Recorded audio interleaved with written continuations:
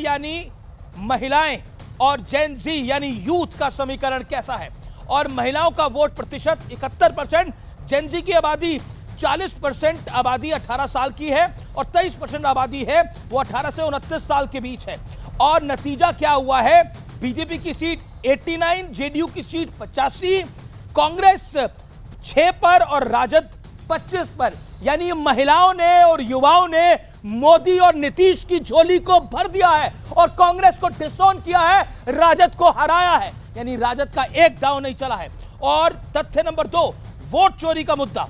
राहुल गांधी की वोट अधिकार यात्रा जहां से गुजरी वहां कांग्रेस की बुरी हार हुई। 25 जिलों की 110 सीटों की से यात्रा गुजरी। कांग्रेस ने पूरे बिहार में 6 सीटें जीती हैं और उसमें अधिकतर मुसलमान विधायक हैं। तो बड़ा सवाल यहां पर खड़ा होता है। अब तथ्य नंबर 3, मोदी फैक्टर। 14 रैलियां, रोड शो किए, 115 सीटों पर असर, करीब 105 सीटें जीती है। ये है जहां पर बीजेपी और जेडीयू की दोनों की सीटों पे गए नरेंद्र मोदी। स्ट्राइक रेट रहा करीब 92%।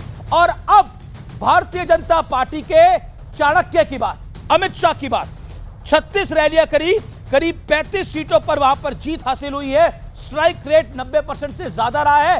100 से ज्यादा बागियों को बीजेपी और जेडीयू के बिठाने की जिम्मेदारी खुद अमित शाह ने ली। सबसे 1-to-1 मीटिंग करी। अब तथ्य नंबर 4, लोकसभा चुनाव से कनेक्शन।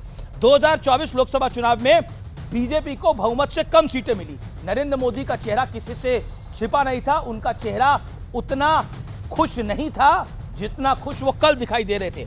लोकसभा चुनाव के बाद चौथे राज्य में बीजेपी और एनडीए की बहुत बड़ी जीत हुई है और ये एक तरह से जनता ने अपने तरीके से जवाब दिया है, राज्यों के बाद राज्य बीजेपी को जितवाकर। अब बड़ा सवाल है और आज के बड़े सवाल 2 हैं। क्या जनता लोकसभा चुनाव की कमी को पूरा कर रही है और क्या विपक्ष अब हवाई मुद्दे छोड़कर सतही मुद्दों पर काम करेगा, यानी जमीनी मुद्दों पर काम करेगा। जनता जनार्दन, आपका अभिनंदन है आज की इस बड़ी चर्चा में। चुनाव के बाद नेता थोड़े कमजोर होते हैं, जनता जोश में होती है, तो जोश दिखाइए।